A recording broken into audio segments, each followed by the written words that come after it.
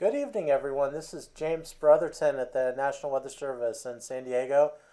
It's time once again for a weather update. We do have some important weather pattern changes to talk about. First of all, we do want to start with a little bit of good news.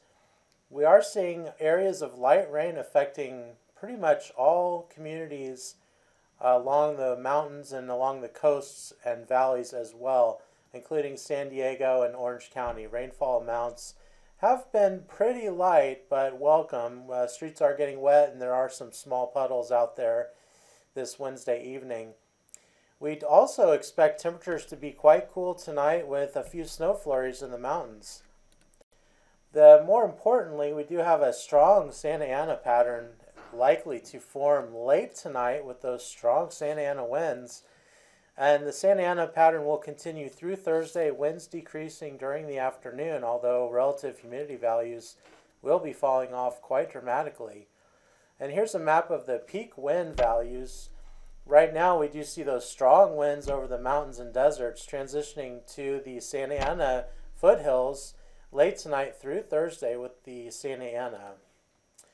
Let's take a look at the winds from this evening through tomorrow. First of all, at 11 o'clock this evening, we are seeing the strong winds over the mountains and deserts. We've had several reports of blowing dust and sandstorms in the Coachella Valley and in the Mojave Desert. So if you're traveling tonight in the deserts, please use extreme caution. And as I said, overnight the winds will transition to what we call a Santa Ana wind pattern, which is basically reversing the winds, and they will be coming from the north off the mountains and becoming quite strong Thursday morning over the Santa Ana mountains and foothills and along the northern inland empire below the Cajon Pass. Winds will be strong Thursday morning, and then by Thursday afternoon, winds decreasing quite dramatically, and winds will be pretty light by Thursday night.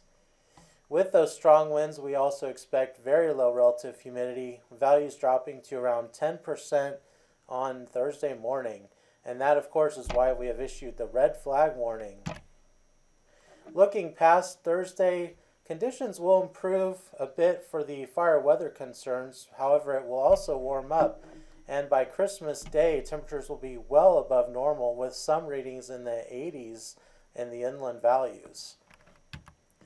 And looking a little further beyond Christmas, we are expecting warmer than normal conditions to persist into the first few days of the new year. Also, similarly, we expect mainly dry to near normal conditions in Southern California, possibly seeing some light rain chances to the south, but generally looking like a dry pattern continuing into early 2018.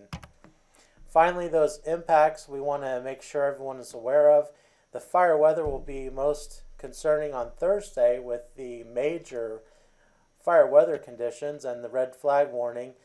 Fire weather conditions will remain elevated through early next week due to that warm and dry air with some occasional gusty Santa Ana winds. Well, thank you again, everyone.